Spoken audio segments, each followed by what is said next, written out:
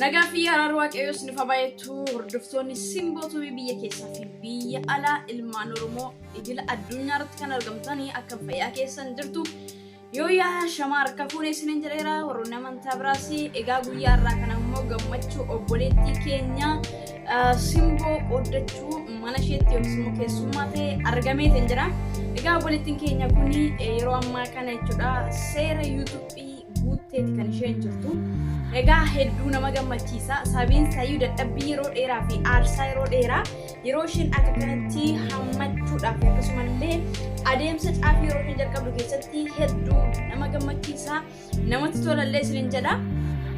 Egaa warroonni hanga yoona kanatti gargaartanii sa'aatii kana subscribe akkasumas halkan guyyaa osoo hin jedhin aarsaatti wajjin guutanii kaffalaa kan turtanii sadarkaa kanarra akka isheen geessu warroonni gootan guddaa galatoomaa isiniin jedha.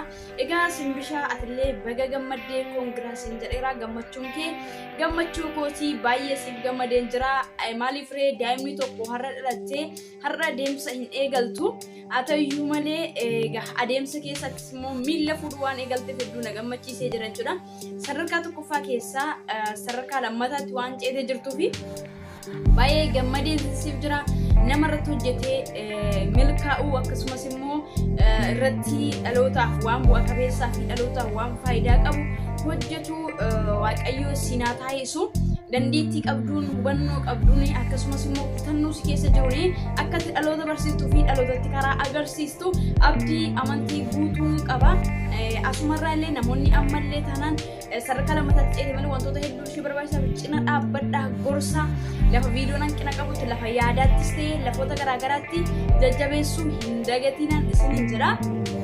Maaliif ree moonni taatee yoo biraadhis illee aggaamii yookiis immoo tarkaanfii tuquu hin dandeessu waan ta'eef bukkee dhaabachuudhaan like subscribe share gochuudhaan yaada qabdan hiruudhaan bukkee dhaabbadhaa hanqina jirus qeeqa qabdanis yaada qabdanis ibsaaf isiniin jechuun barbaada.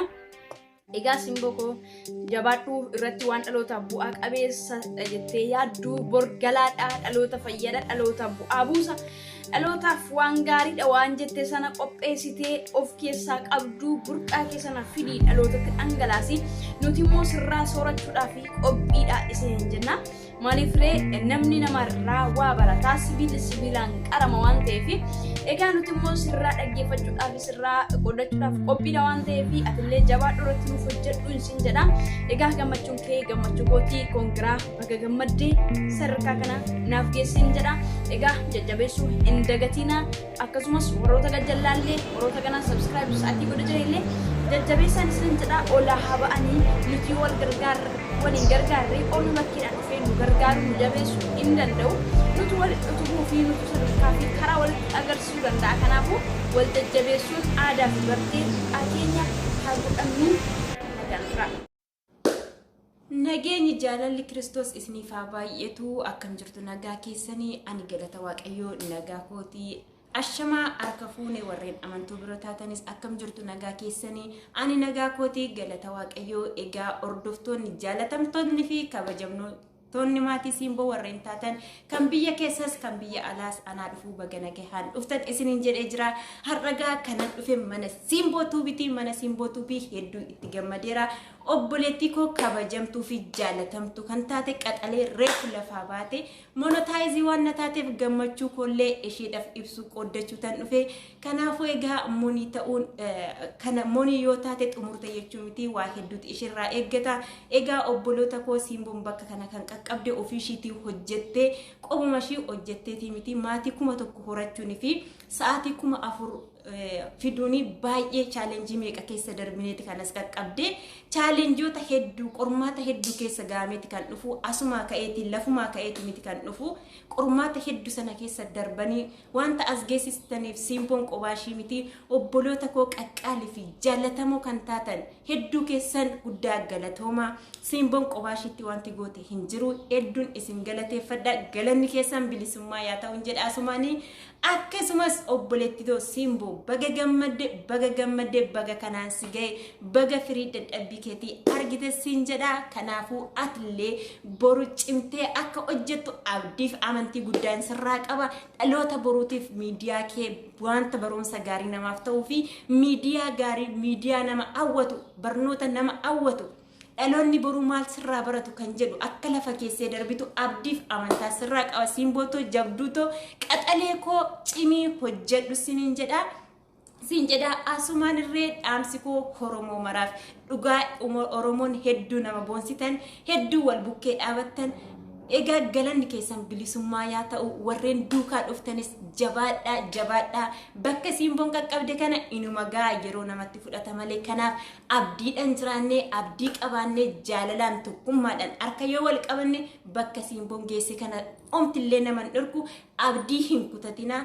Warreen YouTubein keessa sinii deemuu dadhabe uffata sa'aatiin naa guutuu didee na jalaa deemuu didee jettan isaniifina irratti hojjedha.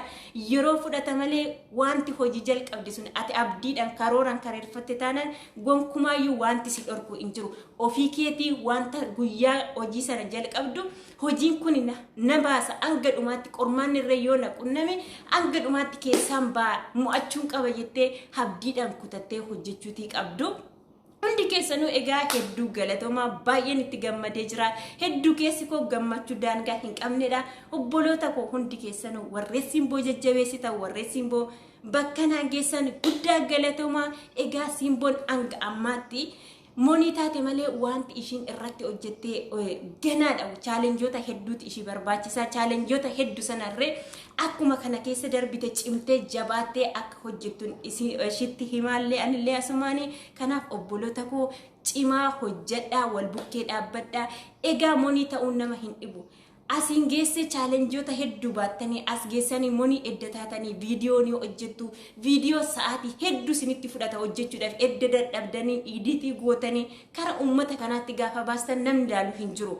Namni viidiyoo ijoollee monii ta'an ana mana koo keessa jechuudha mana nama hundumaatu ni deemu jechuudha. Nu igaruu warree sa'aatii guuttachuuf jenne manuma keenya keessa teenya malee ijoollee monii sana deemnee hin gargaaru.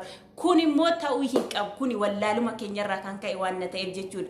Akka yaada kiyyaatti warra monii ta'an sana dhufanii sa'aatii isaanii sa'aatii 5 ol dhufanii silkii isaanii nu jalatti guuf viidiyoon isaan gallakkifatanoo daqiiqaa 15 yoo baay'ate daqiiqaa 10 daqiiqaa 8 daqiiqaa 15 ol bakka 15 hanga 20 kan isaan gallakkifatan garuu isa deemne hin laalluuf sheerii hin goonuuf. Kuni ta'uu hin qabu. Yeroo isaan hojii dhabaniiti miti silkii isaanii kan nu jalatti gubanii oolan. Nusi boru achi qaqqabna nuti yoo har'a maaliif isaan nu gargaaru nu illee isaan gargaaruu qabna jennee bira dhaabbachuutii qabna jechuudha. Obboleeyyan keenya nuti bira hin dhaabbanne taanaan nuyi dhimmuma keenya qofaaf irra teenya sa'aatiidhuma guuttachuuf irra teenya yoo ati boru sa'aatii guuttatte boru kan kee eenyutu si ilaala. Kuni ta'uu hin qabu. Hundi keenya mana walii yaadhannu. Nuti waliin jabeeffanne taanaan nu ideemnee mana walii waliin jajjabeessine taanaan namni inni alaa dhufee nu jajjabeessu jechuudha. Kanaaf Oromoo saba bal'aadha. Akkuma wal jajjabeessaa jirtan kana jajjabinni keessan hanga kara fuulduraa jechuudha. Hanga kara fuulduraa hedduu nama boonsitu ani waa hedduu sinirraa baradhe hedduu wanta duraan hin beekne sinirraa baradhe waan ta'eef wal bukkee dhaabachuun keessan baay'ee nama gammachiisa. Hedduu nama gammachiisa. Kanaafuu obboloota koo dhaamsi obbolummaa kanas isin gaafadhu.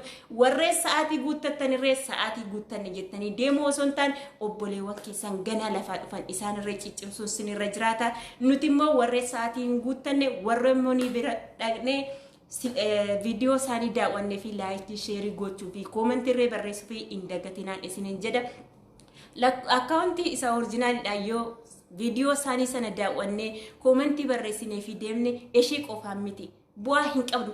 Akkaawuntiin tokko ittiin bu'aa hin qabdu. Akkaawuntii itti jijjiirree viidiyoo isaanii taphachiisnee fi yoo laayikii gooneef isaan bu'aa qaba. Gaafa viyuu isaanii ol ka'u jechuudha. Gaafa laayikii fi viyuu isaanii ol ka'u isaan illee hedduu itti gammadu. Viidiyoon koo edaanaa laalamaa jedhanii akka itti cimanii viidiyoo har'aa boree hojjetan sana hojii isaaniitti akka ciman isaan taasisa jechuudha. Namni hojjetanii isaan hedduutti dadhabanii nuyi har'a liivii mata duree dhuma qopheeffanneetii galle garuu viidiyoo tokko hojjechuudhaaf sa'aatii dheeraa itti fudhata dadhabbii hedduu itti fudhata jechuudha. Har'a nu wanta nurra hin geenye akkuma har'a mata duree hidhanneetuma liivii googoonu miti. chaalenjoota hedduu isaan barbaachisa jechuudha. Sa'aatii isaanii irratti gubanii yeroo isaanii irratti gubanii otoo hojiin asiifachiin isaa sarduuti sa'aatii sana viidiyoon barnoota qabu sana gaafa isaan nu dabarsan nu iyyoo filaalleef dhadhabbiidha. Silaa isaayyuu naaf ilaallee lammaffaa maaliif hin hojjedha jedhanii aamilee isaanii gadi bu'a. Nu immoo warri sa'aatii hin guuttanne aamilee ta'uufii qabna. Akkuma isaan ayizoo hin guuttattu boruu sa'aatii ni guuttattu jedhanii aamilee nutti torasan nu illee aamilee itti horuutii qabna. Barsiifata siniif haa ta'u mana walii deemaa ijoollee monii akkuma isaan sa'aatii kana guuttadha jedhanii nu caccabsan nu illee mana isaanii deemnee aamilee yaataanuu fi aamilee itti haa horru hojii isaanii akka seeran bakka gammachuudhaan akka hojjetan taasisnu siniin jedha. Kanaafuu obboloota koo dhaamsin ani qabu isa kanaa guddaa galatoomaa hedduu gammadeera simboo irra deebi'uudhaan baga gammadde siin jedheera.